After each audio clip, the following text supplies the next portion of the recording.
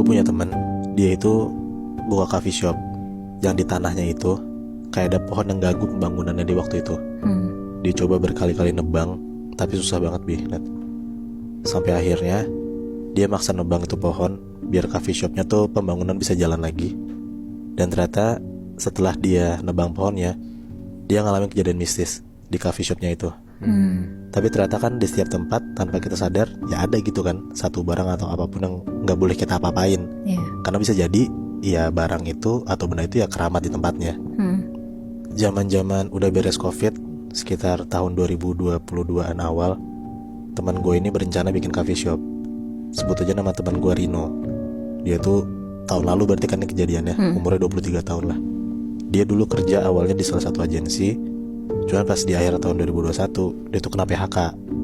Karena dia pusing banget, dia stres banget, dan sebenarnya juga dia orang kaya. Akhirnya dia minta modal sama bokapnya buat bikin coffee shop sendiri. Dia minta setengah modal dari bokapnya, sisanya dia ngurus sendiri. Dari sisa modalnya, perintilan alat-alatnya, sampai tempat pun dia riset sendiri, dia nyari sendiri di mana.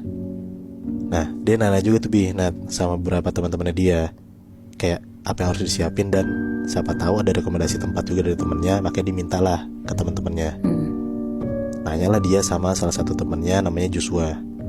Rino ketemu lah sama Joshua ini, dan akhirnya Joshua tuh ngasih tempat, kayaknya ini cocok nih buat tempat lu nanti coffee shop lu Rin gitu katanya.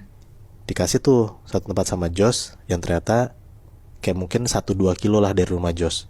Tempatnya itu di sekitaran daerah Jakarta Timur, tapi udah mepet-mepet Cibubur sana. Oke. Nah si Joshua bilang tanahnya itu tuh kosong lama, daripada nggak dipakai mending Rino nyewa di sana dan bangunlah coffee shop di sana. Karena tempatnya strategis gitu Nat, kayak walaupun di ujung Jakarta Timur tapi banyak yang lewatin lalu lalang gitu. Tapi ini tanah yang benar-benar kosong melompong. Iya, tanah kosong. Jadi lo harus bangun bangunannya dulu. Iya, datanglah Joshua sama Rino buat ngecek tempatnya.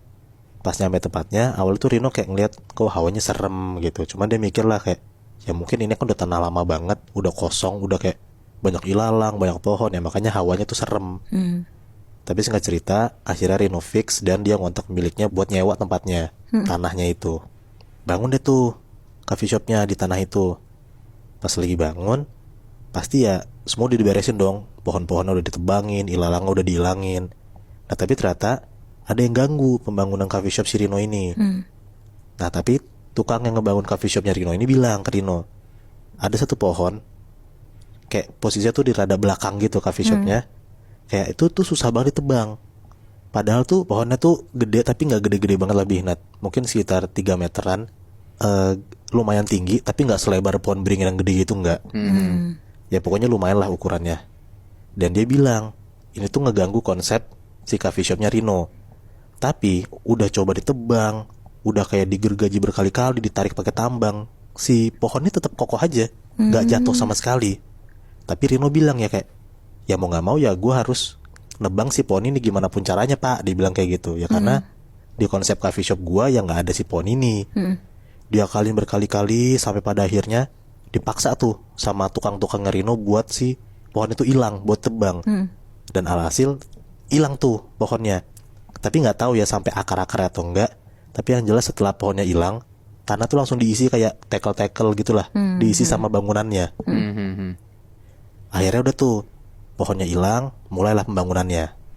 Setelah ngelewatin fase pembangunan sekitar 1 bulan 2 bulanan, si tukang